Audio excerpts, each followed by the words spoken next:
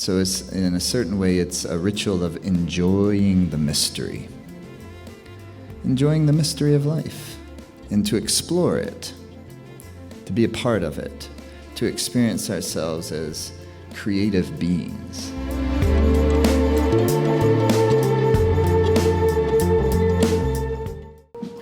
I was just thinking how it's important, at least it's important to me, to have things that happen routinely in my life that feel important. In other words, for me, these are the rituals of my life, the things that cause me to really make sure I have all my energy with me.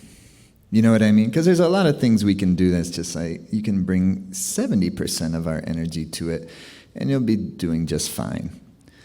You know what I'm saying? Like, what would that be? Who's got children? Well, with children now, you're doing 15 things at once, isn't it? And so everybody who's a parent knows what it's like to have this little creature that you have to make sure doesn't die. Essentially, that's the job, right? Maybe there's a little bit of a higher bar. We also, of course, want them to grow up and to be beautiful, loving people and kind people and have good values and have good sense of character. Of course, that's part of our jobs as parents as well.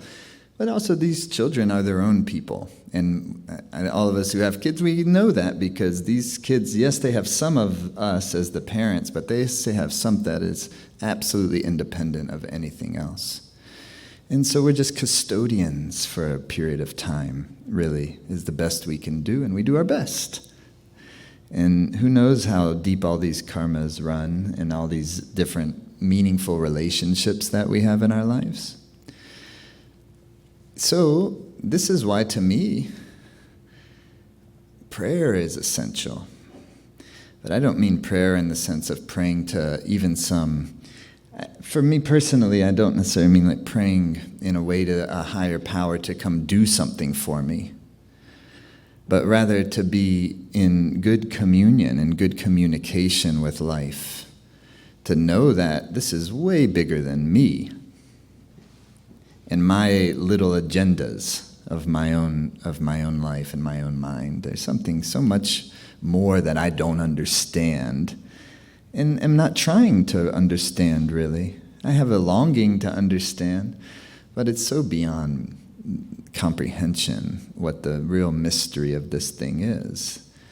So this is why it's so relieving to do yoga practice as like a ritual. Like, so for me, of course, when I'm coming into this moment, it's a routine that happens in my life regularly that asks every bit of my energy. And because it's important to me, and it's not only important to me, well, let me do a good job for helping other folks, possibly, but mostly let me do a good job helping me.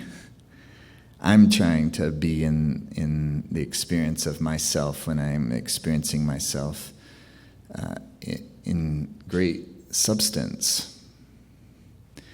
But I'm also experiencing something that is transcendent of myself and transcendent of anybody's self.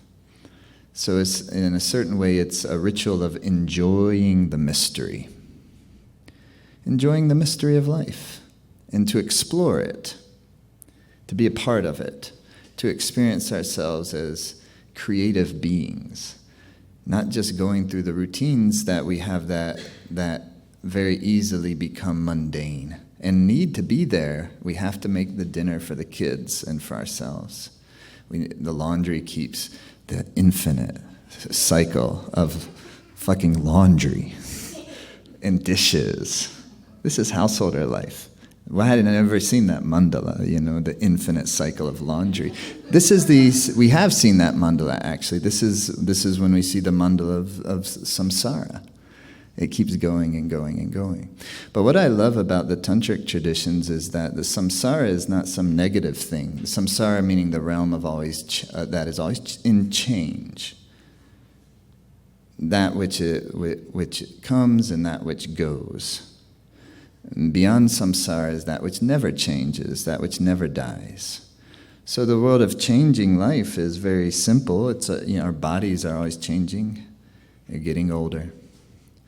Our relationships are always changing. They come together, they fall apart. Don't they? This is the realm of change. And so it could be seen, it is in a certain way defined as an illusion. And what is real is what doesn't change. So the discovery of the yogi in the enjoying the mystery is the discovery of that which remains. Find out what remains. And so from that context, that which is always changing is a bit of an illusion, but it also can be considered an emanation of the supreme reality. Do you understand what I mean? And not something that's negative, that's obstructing, but something that in and of itself is beautiful. That in and of itself is majestic because it's all born from the same thing. And that's how you can visualize the cycle of laundry as something totally majestic. Or at least have a slightly more positive attitude towards it when you need one. Because sometimes, if you do it enough, you need a little bit of positivity around the endless things that are going around. So what happens in, just using this semantic for now, there's many other ways we could describe it, but say like the prayerful person. And the way I'm describing it is the one that's in endeavoring to be in constant communion with life. And so that this is not something insignificant when we're serving our families, or when even we're serving our own bodies. These become very meaningful rituals, actually. That's the way of the Bodhisattva, is that what we're doing is training the mind and the heart to be in dedication to life and all its activities. It's very beautiful. That's what so I try my best to ritualize as much as possible the things in my life. So it's harder, I must admit, for the dishes. So I just put on some Netflix. But I find like sweeping, for instance, which I like to do, particularly outside. I like to take care of the outside of my house the most. It's kind of like my domain I like. And I love clearing the energy. And life flows. But the same way, you make the kitchen beautiful, life flows, doesn't it? And so when we work like this to kind of bring some sense of order into our life, but the order is an endeavor to be kind of in alignment with a more cosmic order. What is that? How do I know what's the purpose of my life? What is right in front of me? We like to think of Dharma as some spiritual purpose, and it is. But one of the important contexts and meanings of Dharma is duty, is what are the responsibilities that we have in our life. I always think is, how do you know if you have the Dharma of being a parent? Do you have kids? If so, then yes. And so there's some certain responsibility that we have because those kids didn't just come out of anywhere. We created them. We helped in their creation. And so there's a magnetic physics reality to that. Just the same as we all have some responsibility even to those who took care of us when we weren't big enough to keep ourselves alive. So in most people's cases, that's our parents. In some people's cases, it's other adults that kept us alive when we couldn't keep ourselves alive. So there's a certain duty and responsibility to pay that forward, to pay that backwards. In the sense of maybe it gets to the point where our parents will need help keeping themselves alive at a certain time of life, and then the physics finishes itself in that type of way. Does that make sense? And so a lot of, to me, what purpose is, not all of it, but some of it, is what is right in front of me, and what are the responsibilities that I have that was really life asking itself to fulfill itself. Life asking us to fulfill its circles. And this may be what we mean when we say alleviating the karmas. if there is some responsibility there, it just doesn't come out of nothing. Nothing comes out of nothing is the idea.